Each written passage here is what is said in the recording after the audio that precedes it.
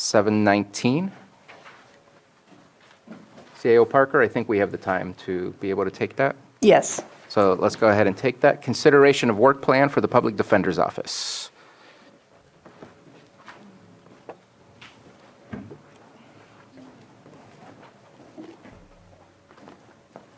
And welcome, Mr. Buenaventura. Good morning, everybody.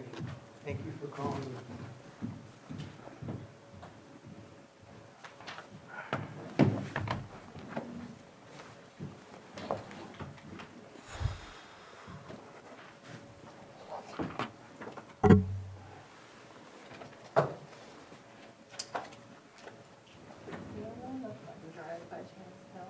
I don't. Okay.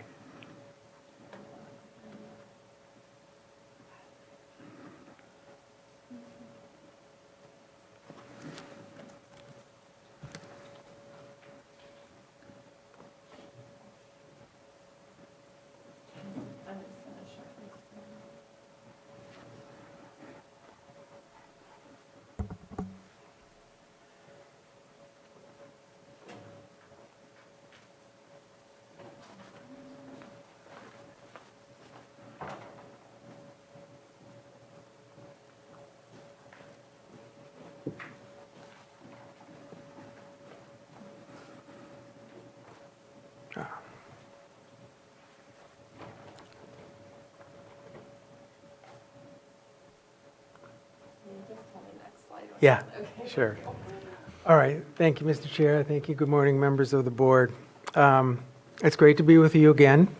I'm hoping that I learned my lesson from last time in that I know I went on, and I'm hoping that this is going to be a more of an abbreviated version, so I'll try not to go on and on. So the work plan. First, before I talk about the work plan, I want to take this opportunity to thank you all again for putting your faith and trust in me in establishing this office. I want you to know how grateful I am to be here and to do this. The very first day I got here, it just has been just an incredible experience to be able to and it is a position of privilege to be able to start something new here. And because I can see it coming together. I can see the people responding, and I can see the community responding. So I want to take that opportunity to thank you once again. All right, the mission statement. So bringing you back to this mission statement, the central part of my office is to provide this effective assistance of counsel and to do it in a more holistic way. I've emphasized that in our meetings together, and that is really the goal of my office. Next slide, please. So the focus of my office is really on three different areas. Early representation, this pretrial and jury trial, that is really the meat of our representation of criminal defendants. And also we have the post-conviction issues. Next slide, please. So this is my oversight. This is the oversight committee that you as the board have set up, and this is who I believe is going to be a good model to supervise my office. There are already members on there. There are some vacancies that need to be filled. I'm sure you will do it shortly, but I think this is essential, and I'm grateful that we have this in place. Next slide, please. So this is a draft of what I envision to be my structure in my office. We're going to have roughly about 8 lawyers in the beginning, 3, maybe 2 investigators, and some admin staff. Again, it's a draft only. I think the numbers will probably change in the future. Again, it'll be dependent on the need and how things play out. And also, obviously, central to that is the workflow. Next slide, please. So the workflow of my office really, and my public defenders center on these three things, these things around it. Felonies, misdemeanor, juvenile cases, specialty courts, post-conviction relief, and motions and writs. So that is what I envision my attorneys doing. Now, not all my lawyers will be doing everything on that workflow. Some will be doing a combination of things. Some will be doing exclusively one thing. And again, it's going to depend on the need and the workflow and the skill set of the attorney.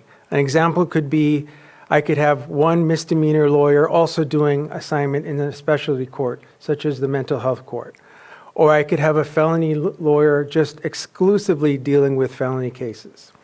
Again, it depends on the need, the skill set, and the caseload.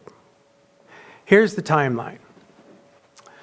So this is how I envision my office completing its task of becoming fully operational.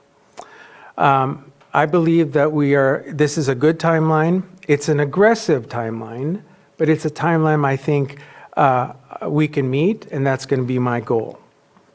Right now, we are working on some job descriptions, and that is soon to be published. Recruitment for the attorneys and other positions will start next month, and I plan on interviewing people in March and April. My initial plan is to take on all the misdemeanor representation in this county. All the representation means hiring 3 deputy public defenders to do misdemeanors. And so my initial request is going to be 3 attorneys, misdemeanors, 1 investigator, and an office manager. And then I expect to start June 1st, taking over all the misdemeanor representation. And then I believe that I can slowly, as we transition to an office, to start doing felony cases. And then I'm going to do that in piece by piece. And I expect to hire a felony attorney in August, 2 more in October, 2 more in December, and then taking over juvenile representation in January. And my hope is a year from now, we become fully operational in February. Next slide, please. On the conflicts issue. So I can, let me back up by saying, there are various models of conflict representation in the indigent criminal defense community. One example is the LA model. So in LA, they actually have 3 indigent defense programs. One, they have the primary public defender's office. Then they have this thing called the alternate public defender's office for the conflicts. But then there are conflicts of conflicts. So there's a 3rd branch, and that was the independent contracts panel in LA. What's happened in LA is that independent contracts panel was actually absorbed by the public defender. So now the public defender does the conflicts as well. So that's a model that can be utilized and used here. I could do that, but I'm not gonna, at least for now. I think the better plan for now, as with respect to conflicts, is to have 2 contract lawyers doing the conflict, similar to like a lid situation. But I think that's the better plan for now. That could change later on, we'll see. And so let me go on to the budget. So the budget is about 2.7 million, which 1.7 is being absorbed by the lid contract. So my goal is, as we increase our representation, as we take on more and more the responsibility of the indigent defense program in Lake County, the lid contract and the amount that they're getting will decrease. It only makes sense. And that money will go to my office as we get to develop and build upon a bigger office and taking more responsibility. And so we're in a hybrid situation right now. And that's going to be fluid for a while until we become fully operational. But I think this budget makes sense. Some of the challenges. Next slide, please. So obviously, the big challenge is the lid resignation. Actually, to just give you an update, if you didn't know, Tom Feimer, who was administering the contract, has resigned. And then Mitch Hauptman was taking over temporarily. And I believe he is going to step aside, and there's going to be another lid attorney who's going to take over. We are in negotiations with them as to what the next step is with their contract. In fact, I think we're meeting with them tomorrow, and we'll have more, hopefully, news about that. Hiring staff, that's going to be a challenge. I know that the salaries are going to be looked at with respect to people who want to come and become deputy public defenders. I'm hoping it's going to be attractive for them. I'm hoping this place becomes attractive to them because it's a great community. It's a great place to live, and the economy is, in terms of buying a house, it's much better for people. But I'm hoping to get some good people. But at the same time, I recognize there is talent here in Lake County. There are some really good lawyers here in Lake County. I've seen that. I've experienced that, and I've talked to them. So, but the hiring process is open. There are no promises made to anybody, and I want to get the best of the best for the people of Lake County and their representation. The other challenge is the office space. So you should know that I have looked at several locations for office space. I have one place in mind, and that's a location that is near the new courthouse. It's about 3,000 square feet. In fact, earlier this month, I had Lars Ewing and Carlos come with me to check out the place. They gave me some really good advice, some feedback on what that is going to look like and how it would operate. They gave me some suggestions on modification, tenant improvements. I've also had the county IT personnel come and take a look at it as well and give me some advice on Wi-Fi capabilities in the county network. I think it looks good, but we're going to be negotiating a lease hopefully soon. And so this is just last slide is just to let you know that I do believe that we can. When I got here, one of the things that sort of resonated with me and what people were telling me is that Lake County has this appeal to people, and the theme always resonated with me, which is we're all in this together. And that's what I truly believe, we are in this together. And it's because of the people. I've met some incredible people, and I do get that sense of we're all in this together. On a personal note, I wanted to let you know that my term as mayor of Daly City ended in December. I submitted my letter of resignation in December. My last date for the meeting on the council was January 22nd. And so my service and commitment to Daly City has terminated. I've also resigned from the Central Committee in San Mateo County. I bought a place here in Lakeport. And so I am fully invested in this community. I am grateful to be here. I am grateful to be in this position to start a new office. I am hopeful because I do see it coming together nicely.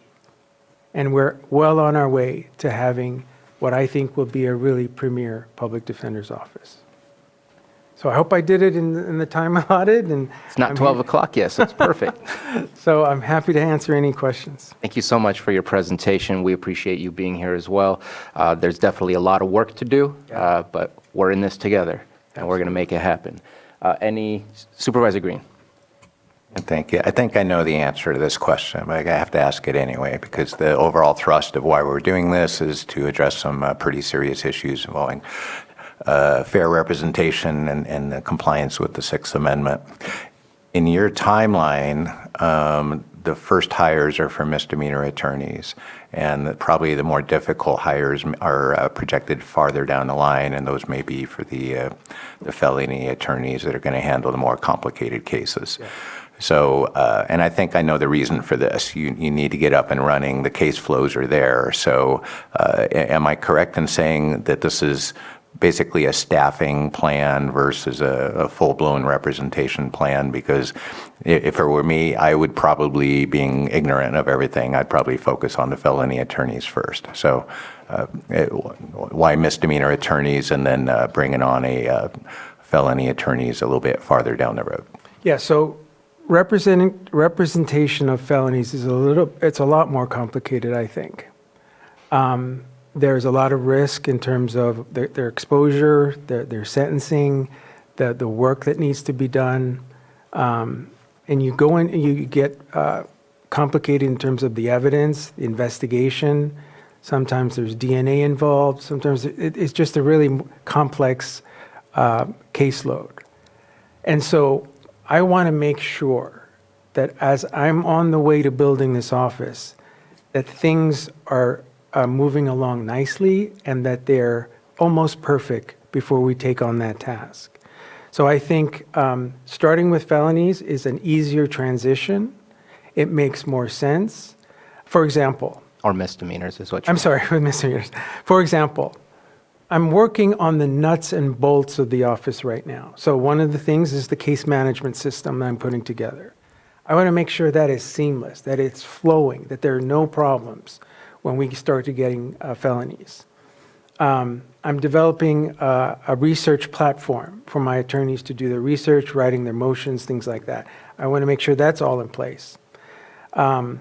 I also am working on to make sure some of the collateral consequences of representation are there for my attorneys to have. For example, I recently was able to get a grant to fund immigration consultation services for my lawyers. So if they have an immigration question, they go straight to this resource, and it's free, and it's a grant. So I want to have an investigation system in place, so it's standardized. So when an attorney needs an investigator, there's a form, there's certain things that are going to be done right away, and it's seamless. I want an investigator to be at the office all the time. It's not going to be a remote investigator. It's not one who's going to work off-site. I want them to be in the office, available for consultations for those lawyers right away. So I want to make sure everything is in place by the time we start doing felonies. So that's my answer. Any other questions or comments?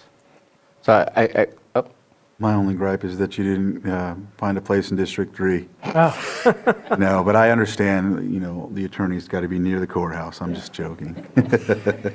always trying, always trying. All right, why not? So one of the things that was involved in your presentation was the oversight committee. And obviously, you're alluding, especially in your purpose statement, mission statement, of the Sixth Amendment report that kind of led to all of these changes that we're looking at. Things are happening today, even though you don't have your full office activated. You're building it as we speak and slowly migrating either from LID or collaborating with LID. I'm wondering at what point we should start expecting data. Because I'm not aware as to how many clients does each public defender have to carry. When looking at all of those splits between juvenile, misdemeanor, felony, what is the highest percentage of those cases, and how many of those cases are in those individual public defenders? Just looking for some data points, because the Sixth Amendment looked at those data points. I think we need to have like a baseline. Where are we starting from, just to see where is our successes, where are our struggles as we move forward, and just kind of wondering what your timeline might be for providing some of that information. Obviously, as you progress into the Oversight Committee, I'm hopeful that those things will be made available to the Oversight Committee, but I think it should be also made available, maybe not as often, but from time to time back to the Board of Supervisors to make sure that we are seeing the results that we're looking to achieve. Absolutely. So one of the first things that I did was I looked at the contract, the LID contract, and the LID contract actually says that LID is supposed to report every 30 days their caseload, how many cases they're dealing with. And so I have an idea of what they're dealing with every month. I usually get a report every month. That's some of the things I'm looking at in terms of figuring out what the right caseload is going to be. There is also a study that's about to come out, which is a national study of what public defender offices should look like in terms of the number of cases each attorney should have. The Sixth Amendment report actually recommended 14 attorneys for Lake County, 10 felonies, 4 misdemeanors. So that's something I'm looking at as well. So all of that, as I get more and more data, as I make my own data, when I start representing people, I'll have something more concrete and I'll present that to the board. And when do you envision that the Oversight Committee will be reactivated? Because it hasn't been activated, I think, since I've been here. I don't think anybody's met, and I think that was part of our issue in, I'm not going to say dropping the ball, but being kind of unknown to us that Yeah. these were the situations that were happening in court until we got the report, So, at least the specifics. right. So I know that because of the vacancies that you don't have a full oversight committee. And I know that people have applied. In fact, when I go around talking to people, they've said they have applied. So once you fill that, I'm hopeful that the oversight committee will meet quarterly, if not at least twice a year. But again, it's up to the oversight committee as to how often they want to meet with me, but I'm willing to meet as often as they want because I think their ideas are going to be central to my mission and purpose. And so I think I would appreciate the feedback from them and the criticism, quite frankly, from them, because it will be helpful to me. So I'm hoping a quarterly meeting will happen, and we can set that on the road. But I think the first step is to fill the vacancies. Okay. And if we have those applications, is there a plan for when that we're going to get those in front of us on the board agenda? Are we holding them for a specific reason if those applications have been received, and checking in with CAO Parker? I think we were waiting for Director Buenaventura, or Chief Public Defender, you're quasi-director, until he got at least settled and started this process. The position allocation process has been very, it's been challenging, so we wanted to get that done. The position allocation is on for later today, and I think after that, he can start interviewing, and I think after that, once he gets his first employees in place, I think then we can start on that process. Because right now, there's nothing to discuss except, Yeah. unless you tell me differently. No, you're right, absolutely. I would suggest, I don't want to throw a wrench in the wheel, but if you're already getting a report from LID, then to me, there's already something to share. And maybe at the worst case scenario, it's just shared with the board in a palatable way. Just here's a quarterly report of what's going on. All I know is we've got this big report. We've decided to make some changes in how we provide public defenders services to the people that need it.